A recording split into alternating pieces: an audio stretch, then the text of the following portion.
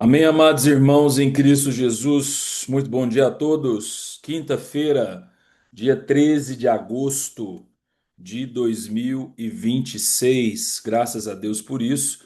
7 horas da manhã em ponto. Estamos iniciando aqui a nossa reunião de oração nesse mês de agosto e no mês de setembro com o tema oração e propósito, né? E cultivando nesse tempo a leitura, a partilha e orações específicas em cima do livro de Atos dos Apóstolos. E tem sido muito precioso. Não sei para você, meu irmão, ou para você, minha irmã, mas para mim tem sido muito edificante. Tanto acompanhar quanto preparar esse tempo, né? Vai cortando os dois lados aí, quando a gente está nessa função. Vamos iniciar orando e colocando esse tempo diante de Deus. Senhor, muito obrigado, Pai, por essa manhã de vida, por essa manhã aonde, segundo a tua palavra, as tuas misericórdias elas se renovaram sobre nós, Senhor. E elas são a causa de nós não sermos consumidos. Ah, Senhor. Sem ela nós estaríamos totalmente entregues e condenados, sentenciados e condenados, Pai, nos nossos pecados, nos nossos delitos, na nossa imperfeição, no nosso ânimo dobre. Oh, Senhor, eu começo nessa manhã reconhecendo essa natureza tão caída, Pai, tão limitante, tão perversa que habita em mim, Senhor. Quanta miséria, Pai, quanta ausência de virtude, Senhor. Espírito Santo de Deus, me alcance e alcance aos meus irmãos nessa manhã, mais uma vez, com essa certeza divina, santa, das tuas misericórdias, Senhor. Toca-nos, Senhor, toca-nos, que as tuas misericórdias nos toquem, que encontremos mais uma vez essa expressão do Senhor em nós, Pai. Isso nos fortaleça em fé. Isso nos gere convicção e quebrantamento, humildade e aquilo que são os princípios, Pai, do Reino de Deus, como parte das nossas vidas. Por isso, nessa manhã, Deus, junto com os meus irmãos, eu começo essa oração pedindo, Pai, ensina-nos a sermos cristãos, ensina a cada um de nós, Deus, a discernir como existir quando o assunto é o reino de Deus. Naturalmente, a tua palavra ela é suficiente, lâmpada para os nossos pés e luz para o nosso caminho. A partir disso, nos dê discernimento, Pai. Nos dê uma compreensão daquilo que devemos fazer, nos posicionar. Nos confronte, Senhor, confronte a cada um de nós nas nossas motivações. Livra-nos, livra-nos, Senhor, de um lugar vitimista, de um lugar aonde nós vamos justificando a nossa condição de pecado, as nossas falhas, as nossas iniquidades. Essa é a nossa tendência. Desde Gênesis 3, essa é a nossa tendência. E vamos nos tornando bons nisso, Senhor. Vamos racionalizando, tentando explicar, criando teorias para justificar, Senhor, aquilo que se chama pecado, aquilo que se chama iniquidade em nós. Tem misericórdia, Senhor.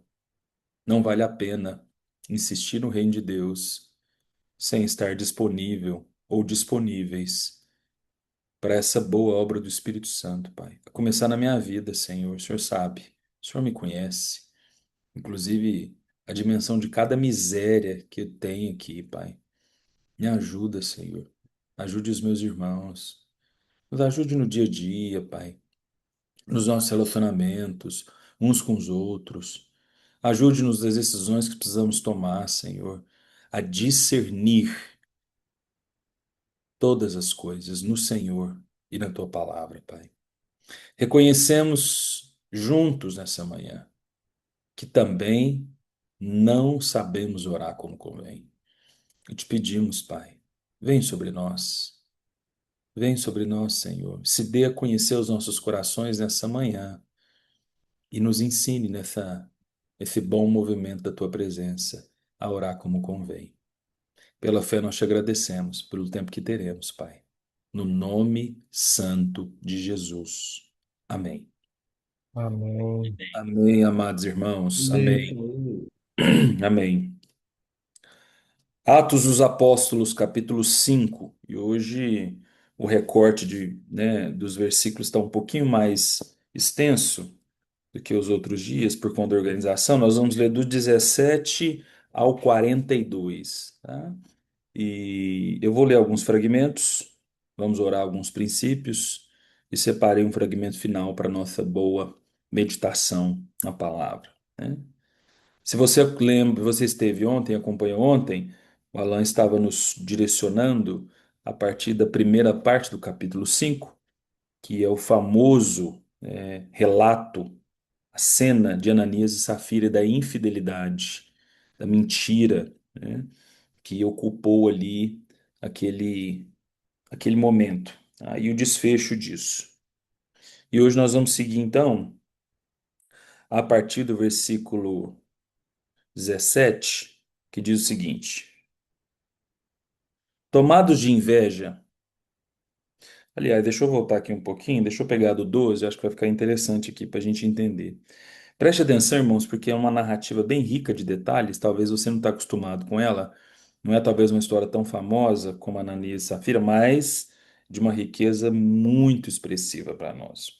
Atos 5,12 diz assim: Os apóstolos realizavam muitos sinais e maravilhas entre o povo. Todos se reuniam regularmente no templo na parte conhecida como Pórtico de Salomão. Quando se reuniam ali, ninguém mais tinha coragem de juntar-se a eles, embora o povo os tivesse em alta consideração. Cada vez mais, pessoas, multidões de homens e mulheres, criam no Senhor. Como resultado, o povo levava os doentes às ruas em camas e macas para que a sombra de Pedro cobrisse alguns deles enquanto ele passava. Muita gente vinha de cidades ou das cidades ao redor de Jerusalém, trazendo doentes e atormentados por espíritos impuros, e todos eram curados. Versículo 17. Tomados de inveja, o sumo sacerdote e os seus oficiais, que eram saduceus, prenderam os apóstolos e os colocaram numa prisão pública. Só até aqui. Interessante o que está acontecendo aqui, acho que não precisa de tanta explicação. Os discípulos seguiam no ministério de Jesus, inclusive com a autoridade que ele deu para poder fazer o que ele se propôs a fazer, né? O que ele ensinou a fazer. E aí, irmãos, olha que precioso, né? As coisas estavam acontecendo. Haviam curas no plural, melhor dizendo, né? Sendo realizadas. E o símbolo da sombra de Pedro, a sombra que curava, né? Coisas bem expressivas resultante aí desse movimento dos apóstolos. Mas, e aí entra o ponto, eu vou pedir para o Sirley Júnior, meu querido Sirleyzinho, para se preparar aí para você orar por esse princípio. Olha como Lucas vai ser categórico aqui em traduzir o coração dos fariseus tomados de inveja. Irmão, você sabe quem que sente inveja? Responde aí para você de microfone fechado. Quem é que sente inveja? Humano sente inveja. Se você falou assim, ímpio, pecador, gente cheia de carne.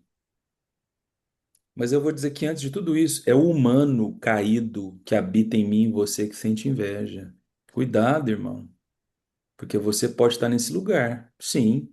Ou você acha que o sumo sacerdote e seus oficiais, com todo o letramento, domínio, com toda, né, é, impecabilidade, entre aspas, né, na sua postura na sociedade, não, muitas vezes poderiam se ocupar como eu e você, Às vezes nos ocupamos de pensar, não, isso aqui não me pega, não. Eu já sou bom o suficiente, eu já sei o suficiente.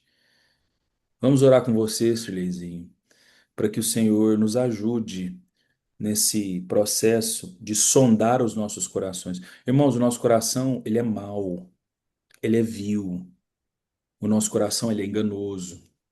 Mesmo para nós, ou começando em nós pastores, né? Eu sou o primeiro da fila a ter que submeter a essa sonda de Deus. Porque as nossas motivações, muitas vezes, elas são torpes. É claro que a gente aprende a lidar com elas, com o nosso vocabulário evangélico, né, com a nossa forma de expressar uns para os outros, né, mas é uma tendência nossa projetar nossa inquietação no outro e nos isentar, preste atenção nisso aqui, irmão, irmã, hum, nos isentar dessa consciência de pecado, essa consciência de motivação equivocada, consciência de fofoca, consciência de inveja, consciência de amargura, consciência de julgamento sentenciando o outro. Isso é o epicentro do meu coração e do seu coração. Você precisa entender isso. A gente não precisa fazer força nenhuma para que isso aconteça. Agora, nós vamos ser bem intencionais para deixar que o Espírito Santo venha, aponte, a gente se quebrante e mude a partir disso. Sileizinho, vamos orar com você para que Deus nos ajude nesse rumo. Ele sonde os nossos corações e ajude-nos a entender e a discernir o que está aqui dentro, para que a gente possa viver mudança de vida e o que Deus colocar no seu coração. Vamos lá. Deus, muito obrigado, Senhor. Você é nosso Deus, você é nosso Pai, e a gente tem a liberdade, Pai, de poder conversar com o Senhor e abrir nosso coração, Deus. Você conhece meu coração, você conhece o coração de cada um aqui, ó Pai, como o pastor Saulo falou, nosso coração, ele é enganoso, nosso coração é sujo, Deus. Se não for pela sua graça, ai de nós, Deus. Se não for pela sua misericórdia, Senhor. Nós somos invejosos, nós somos malfalantes, Pai, nós somos tantas coisas ruins, ó Pai, mas nós não queremos, ó Pai, pelo menos a parte de mim, eu tenho certeza que a parte de cada um que está participando dessa reunião de oração, ó Pai, nós queremos melhorar, Senhor. Nós queremos não ser como esses saduceus, ó Pai. Nós não queremos ser invejosos. Então nos ajude, ó Pai, sonda nossos corações, ó Pai. Entra lá dentro do nosso íntimo, Senhor, para a gente poder saber através do Teu Espírito Santo o que precisa ser mudado, Senhor. E nos dê força para mudar, nos dê força para melhorar, nos dê força para, porque só a sua força pode ajudar, Senhor. A gente não consegue por conta própria. Paulo mesmo dizia isso, que por ele mesmo ele não consegue fazer as coisas boas, ele só faz as coisas más. Em nome de Jesus, ó Pai, é muito interessante ver como Pedro, só a sombra dele curava as pessoas, e não era um, era todos.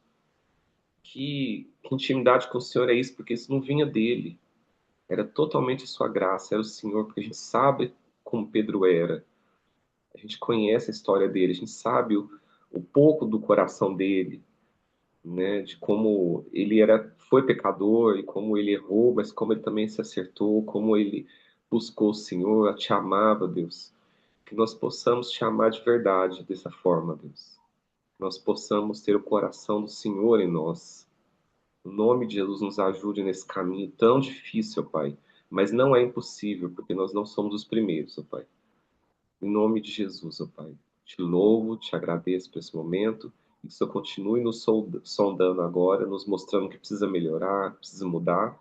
E que o Senhor nos dê força para isso, ó Pai. No nome de Jesus. Amém. Amém. Amém, meu caro Serlei Júnior.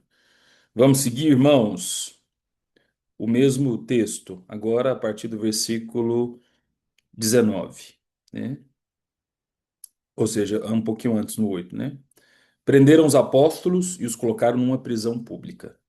Guarde essa expressão. Prenderam os apóstolos, que estavam obedecendo a Deus. Um anjo do Senhor, porém, veio durante a noite, abriu as portas do cárcere e os levou para fora. Vão ao templo e transmitam ao povo essa mensagem de vida, disse ele. Desse modo, ao amanhecer, os apóstolos entraram no templo, conforme haviam sido instruídos. E sem demora começaram a ensinar.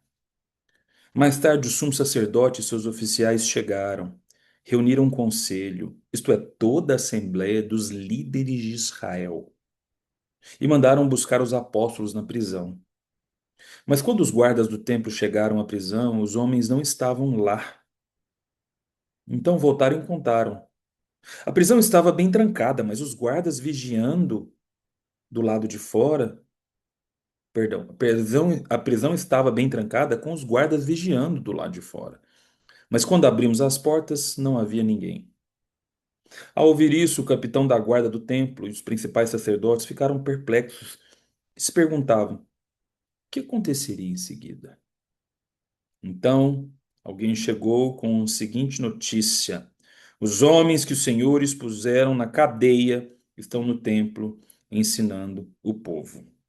Versículo 26, para fechar essa parte. O capitão e seus guardas foram e prenderam os apóstolos, mas sem violência, pois temiam que o povo os apedrejasse. Se tem algo, irmãos, que a gente pode extrair aqui desse fragmento de maneira muito prática, e aí eu vou pedir agora o Shirley Pai, por favor, Shirley Pai, para orar nesse sentido, né?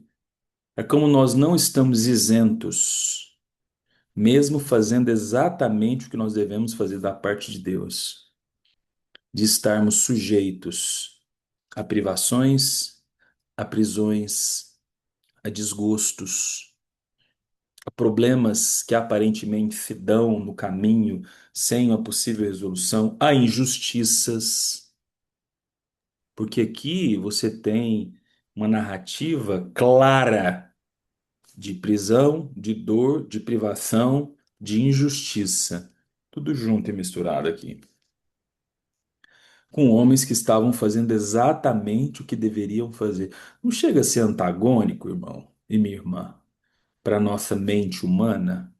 Porque se eu estou fazendo o que tem que fazer da parte de Deus, não, mas tudo tem que estar favorável. Todas as coisas deveriam, no nosso imaginário, estarem azul, estarem assim, né, embebidas de paz, de sossego e principalmente de uma justiça que nos favoreça. Afinal, estamos fazendo o que tem que fazer. Ô, meu irmão e minha irmã, esse é o nosso desejo mesmo, né? Esse é o nosso desejo. Mas essa não é a realidade e nem a garantia da parte de Deus na palavra dele para mim e para você. Por isso que, mais do que explicar todas as coisas, e a gente tem falado isso com uma certa intensidade, nós vamos precisar de conhecer a Deus e conhecer o reino, para que quando esse dia da injustiça chegar, o dia da acusação, o dia da dor, o dia do diagnóstico, né, fora de possibilidade terapêutica, ou seja, o diagnóstico desse não tem nem o que fazer, não vamos nem abrir, porque já está tomado, né? Quando esse dia chegar, né, você se ocupe de uma convicção. Filha, vamos orar por isso. Vamos orar para que a gente consiga alcançar mesmo no Senhor essa perseverança, independente da situação, independente das prisões, das injustiças. Vamos orar para que a nossa fé amadureça e se estique a tal ponto, e isso não é simples. Eu sou o primeiro da fila nessa oração, ou seja, a dizer, ora por mim, que eu preciso muito entender isso na minha vida, né? Sou o primeiro a querer receber essa oração, irmão Shirley, mas para que a gente se ocupe dessa convicção que Pedro e os apóstolos tinham de acordo com o texto, independente do que estava acontecendo, em seguir fiéis e conhecendo a Deus. E o que Deus colocar no seu coração, irmão? Vamos lá. Pai querido, nós queremos te glorificar, reconhecer que o Senhor é Deus, soberano, onipotente, onipotente, onisciente, ó Pai, e queremos descansar nesses seus atributos incomunicáveis, atributos que nós, tão absolutos, nós não podemos alcançar. Mas tem tantos outros atributos, ó Pai, que chama na teologia de comunicáveis, E o amor, a generosidade, a bondade, a paciência, a longanimidade do Senhor é comunicável. Então, nós podemos aprender disso todo dia. Pai querido, nós reconhecemos que vivemos num mundo de mentira, num mundo de fake, de IA que nos confunde, que nos engana, a tal ponto que a gente fica desconfiado do que se ouve, do que se vê, que se lê, que se assiste, e isso tem nos atingido, nos envolvido, nos sequestrado para um lugar de desconfiança. Às vezes nós confiamos até do Senhor. Ô Pai, ajuda-nos a ter mais fé, ajuda-nos a conhecer o Senhor um pouco mais. Não entender, como o Solino nos ensinou esses dias, mas conhecer.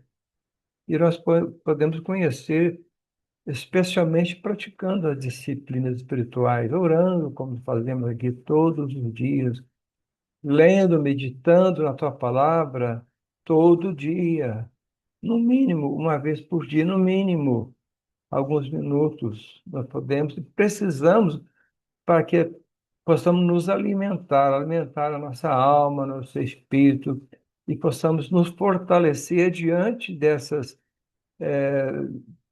circunstâncias que também nos assaltam todo dia, a dor, a tristeza, a saudade, a doença.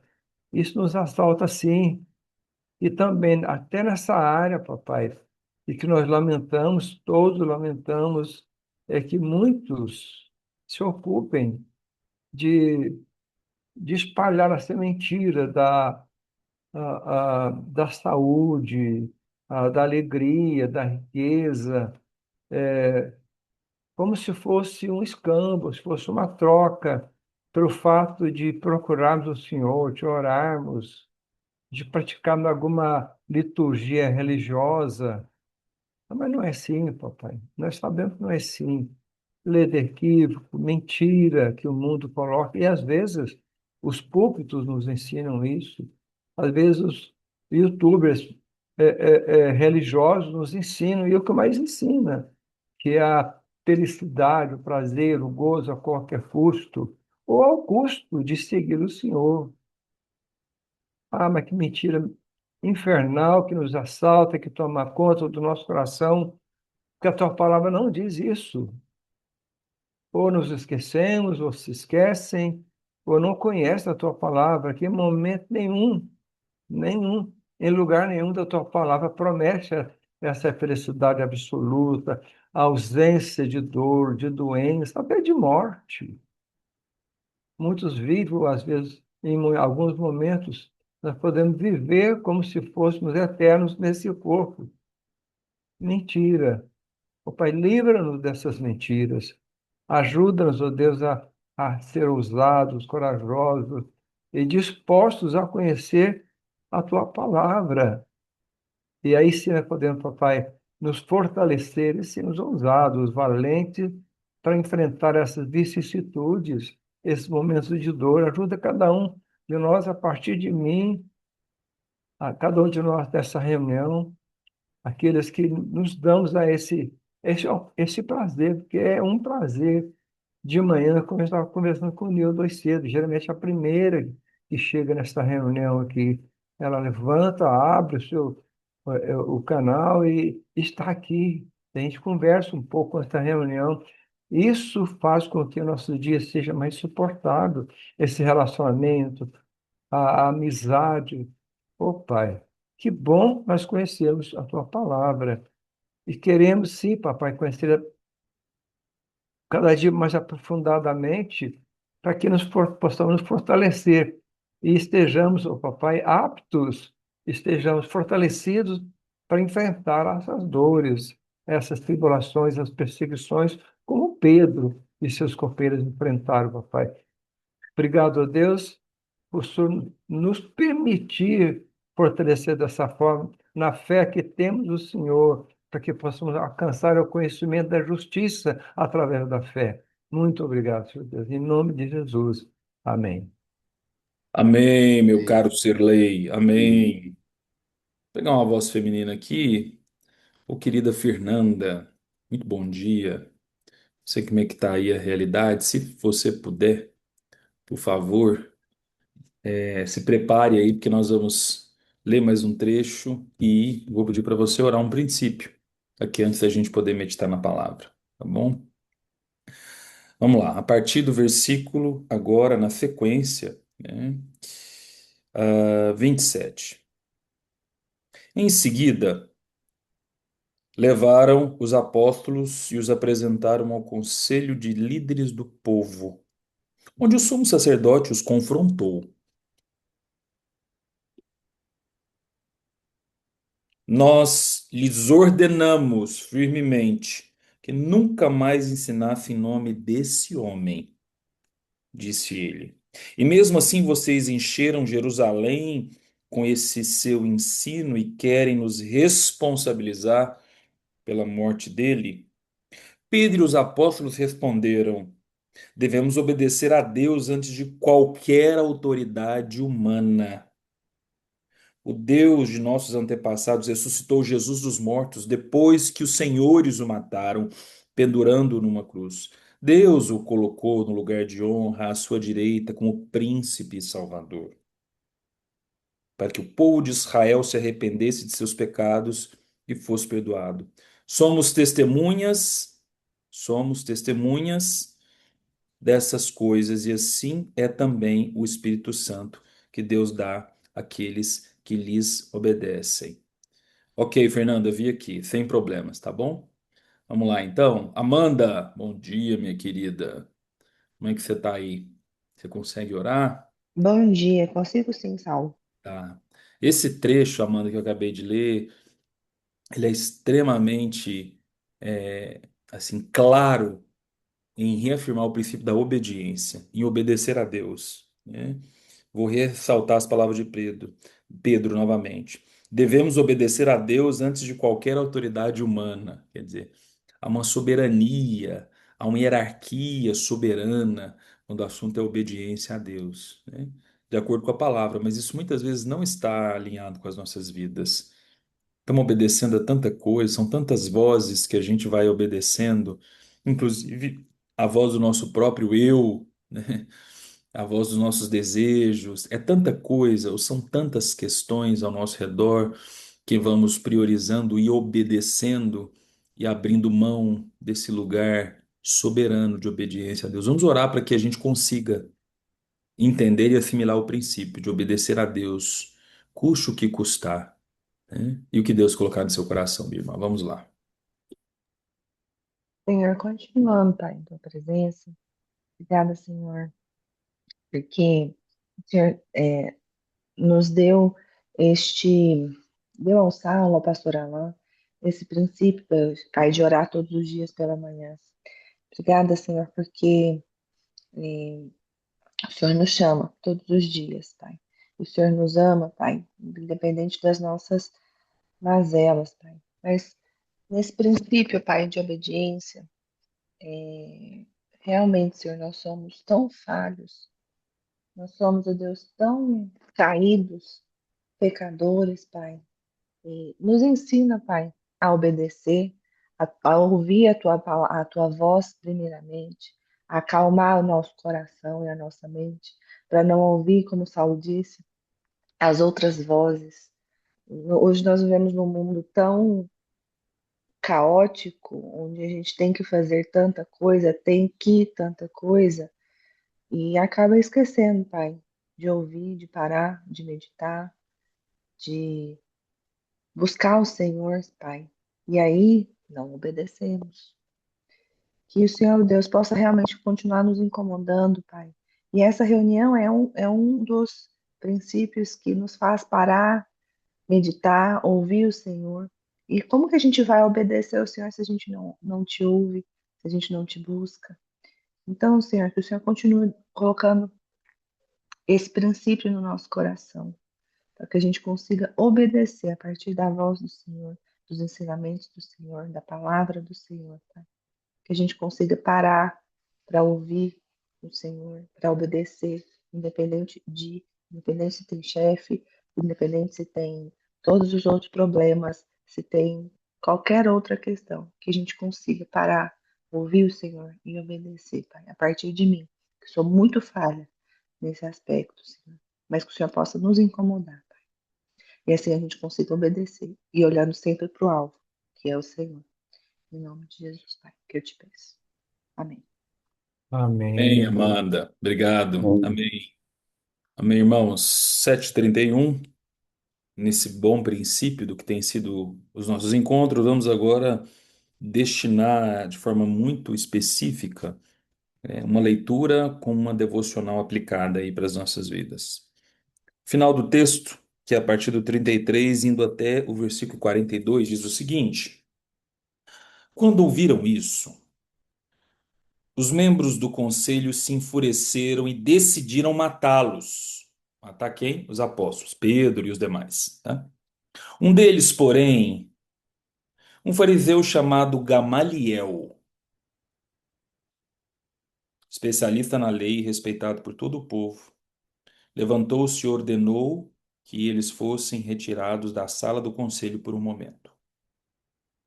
Em seguida, disse aos demais israelitas: Cuidado com o que planejam fazer a esses homens. Algum tempo atrás surgiu um certo Teudas, que afirmava ser alguém importante. Uns 400 pessoas se juntaram a ele, mas foi morto e seus seguidores se dispersaram e o movimento deu em nada. Depois dele, na época do censo, apareceu Judas da Galileia, que fez muitos seguidores. Ele também foi morto e o seu grupo se dispersou. Preste atenção nesse finalzinho, irmãos. Portanto, meu conselho é que deixem esses homens em paz e os soltem. Se o que planejam e fazem é meramente humano, logo serão frustrados. Mas, se é de Deus, vocês não serão capazes de impedi-los. Pode até acontecer que vocês acabarem, ou até acontecer de vocês acabarem lutando contra Deus. Os demais membros aceitaram o conselho de Gamaliel, chamaram os apóstolos e mandaram açoitá-los. Depois ordenaram que nunca mais falassem em nome de Jesus e por fim os soltaram. Quando os apóstolos saíram da reunião do conselho, estavam alegres. Estavam alegres, porque Deus os havia considerado dignos de sofrer humilhações pelo nome de Jesus. E todos os dias no templo e de casa em casa continuavam a ensinar e anunciar que Jesus é o Cristo. Só até aqui. Que preciosidade, irmãos. Eu não sei você, mas a mim me constrange. Existe um constrangimento, ou como o bom querido Labieno vai dizer, há uma perturbação santa lendo isso aqui e me reconhecendo, às vezes, ainda muito distante dessa boa convicção que os apóstolos vão tendo. Duas expressões no final, que aparentemente são antagônicas, elas se juntam: açoite e alegria, dor e alegria, injustiça e alegria. E a pergunta que a gente deve se lançar, irmãos, e aqui entra o clímax do texto: como? Como que dor, injustiça, né, calúnia, etc, etc, mentira e alegria podem coexistir dentro de uma pessoa? Sabe quando, irmãos, isso vai acontecer na minha vida e na sua? O Gamaliel vai nos ajudar a entender isso. Quando nós pararmos de lutar contra Deus. Preste atenção nisso, eu vou repetir. Sabe quando nós vamos começar a experimentar nas nossas vidas, no estágio, digamos assim, mais avançado da nossa caminhada com Cristo, como estava acontecendo com os discípulos aqui? duas expressões, duas atitudes, emoções, sentimentos, percepções que aparentemente são antagônicas, como dor e alegria, injustiça e alegria, mentira e alegria. Sabe quando? Quando eu e você pararmos de lutar contra Deus. Esse foi o conselho de Gamaliel aos seus colegas líderes. Essa foi a orientação. Olha, gente, não tentem impedir, porque se for de Deus, vocês estão perdidos. Eu estou perdido, você está perdido, porque vai ser uma luta ganha da parte de Deus, naturalmente. Lutar contra Deus já é sentenciado a mim, a você perder. Como a gente se perde no caminho, né, irmãos? Com a nossa fé, que quer lutar contra Deus, que quer explicar todas as coisas, que quer resistir a essas duas expressões, ou a expressões antagônicas como essa. Queremos que a nossa dor, que os açoites, que a injustiça, né, muitas vezes fique muito longe de nós e por isso vamos negociar a obediência, vamos negociar a nossa forma de existir uns com os outros, né? E isso tem uma tradução prática, de acordo com o texto, de uma resistência que nós vamos criando, num propósito maior. Irmão, sabe o que impede o propósito de Deus na sua vida e na minha vida? Quando nós estamos lutando contra Deus, para tentar prevalecer a nossa vontade, o nosso desejo, a nossa forma de ver o mundo. Que miséria, irmão. Minha irmã, que miséria. Sabe como é que nós começamos então, talvez mudando um pouco desse cenário? Já que nós temos uma perspectiva, nós queremos dessa forma, nós sentimos dessa forma, mas ao mesmo tempo estamos assim entendendo, ou conhecendo, em conhecendo a Deus, de que o nosso lugar é de viver o bom propósito. Sabe como nós vamos nos deslocar desse lugar que muitas vezes caracteriza como uma luta contra Deus para que a gente possa habitar um outro lugar? Quando a gente estiver disponível para ser quebrados, ou melhor, quebrantados. O quebrantamento vai sendo esse bom princípio do reino de Deus para que a gente entenda que não nos cabe e não vale a pena, de hipótese alguma, lutar contra Deus. E na medida em que nós, então, nos isentamos dessa resistência, dessa luta contra Deus, dessa tentativa incessante de explicar todas as coisas, de teorizar o que está acontecendo, de culpar os outros, de nos vitimizar.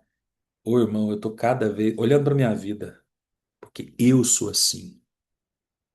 Como nós somos assim, aviltantes. Vou usar uma palavrinha diferente aqui. O que é isso, pastor? Aviltante? Aviltante vem de vil, e vil vem de mal. Como nós somos maus. Como nosso coração é corrupto. Há uma tendência incessante nossa em tentar favorecer a nossa carne, favorecer o nosso ego, favorecer o que a gente acha, o que a gente quer, o que a gente acredita. Isso é aviltante, irmãos, porque isso traduz a nossa natureza humana caída. Pedro, sendo transformado desde que Jesus o chamou, ele chega no momento do ministério dele, né, aonde o quebrantamento, ele com certeza foi proporcionando a esse apóstolo a viver uma novidade de vida, para além da amargura dele. Você lembra quanto que Pedro era amargo? É só você ler os evangelhos com calma. Como que Pedro era impetuoso, cheio de justiça, né? Tá aí a orelha de Malco para dizer como ele era cheio de justiça.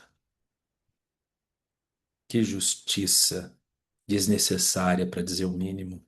Como a minha, a sua vai ser desnecessária. Que tentativa humana de controlar, de explicar, né? Como um sinônimo de nós ou das nossas vidas lutando contra Deus.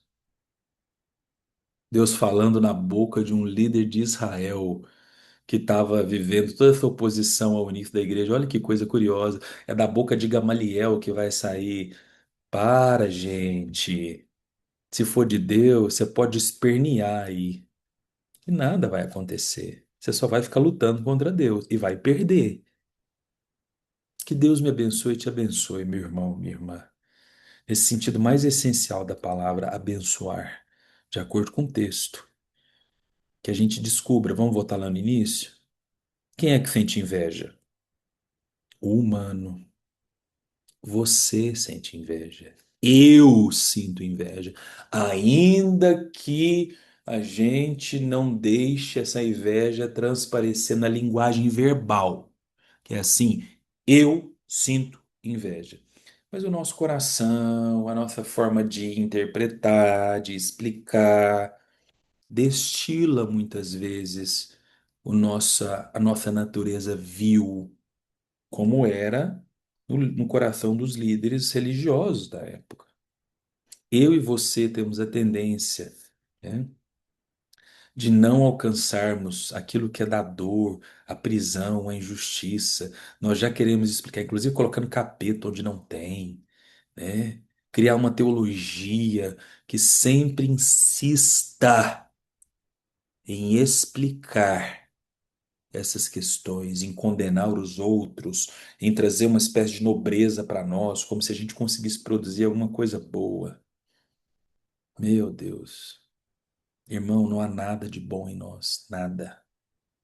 E a nossa tendência, em nome de Jesus, é a nossa tendência criar algo que favoreça nós mesmos, que nos livre do desconforto.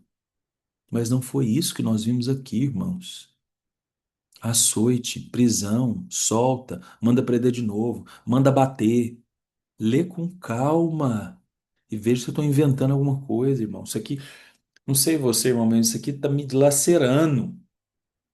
Tá me dilacerando. Talvez quisera eu que alguém tivesse pregado no meu lugar. No bom sentido da palavra. É claro que eu amo pregar e eu quero pregar isso aqui.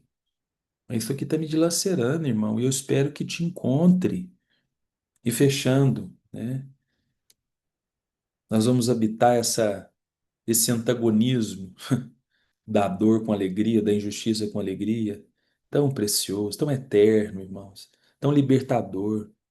Sabe o que vendo isso aqui? Eu falei, meu Deus, Pedro era tão livre. Ele era tão preso antes, cheio de ansiedade. Imagina, Pedro devia ser o clássico da ansiedade que nós temos hoje. Sem dormir, né? Inquieto, falta de sossego.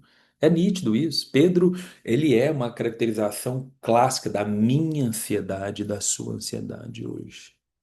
A personificação da nossa inquietação naturalmente está em Pedro. E esse homem começa a ser liberto, irmãos. Que libertação desse apóstolo. Não é porque ele curava a gente com a sombra dele, não.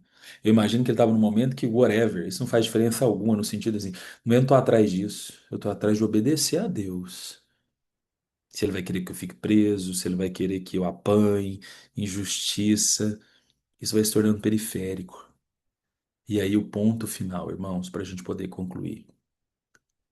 Sabe quando vai tornando mais periférico na minha vida e na sua? Quando, e Pedro nos ensina isso, a gente começa de forma intencional a resgatar a vida de Jesus aqui nessa terra. Tá se sentindo injustiçado, irmão e minha irmã, no seu trabalho? Resgata a vida de Jesus aqui na terra, que foi altamente injustiçado, né? Tá doendo? Tá desconfortável demais? A crise tá batendo? Resgata a vida de Jesus aqui nessa terra. Isso pode ser libertador para você. Foi o que Pedro foi fazendo. Ele estava dizendo para os apóstolos: ó, vocês pegaram meu mestre, vocês colocaram numa cruz, mas Deus veio e ressuscitou, e tá tudo certo, tá tudo certo. É só disso que interessa, que eu me interesso, né? E aí de quebra Deus, versículos 41 e 42, né? Vai gerar alegria, porque eles vão se considerar dignos de sofrer em nome de Deus.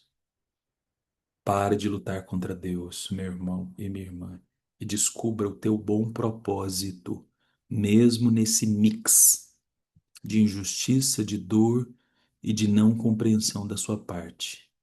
Chega de criar uma teoria explicativa, condenatória, com pitadas de amargura que é própria da nossa natureza sobre o outro, sobre o todo, e se renda a esse bom antagonismo, confiando em Deus e deixando que Ele dê o tom, sem que você precise entrar numa luta que você já é derrotado. Não entre numa luta ou pare de seguir nessa luta que você já está derrotado. Descubra o bom lugar de estar com Deus e não lutando contra Ele, no propósito dele para sua vida. Talvez você tenha lutado contra Deus quando o assunto é o propósito dele para sua vida. Tá confuso? Pergunta para ele, deixa que ele te explique. Beijão, ovelhas lindas do pastor lindo. Amanhã estamos aqui, se Deus quiser. Vai na paz. Tchau. Valeu. Tchau. Deus abençoe. Tchau.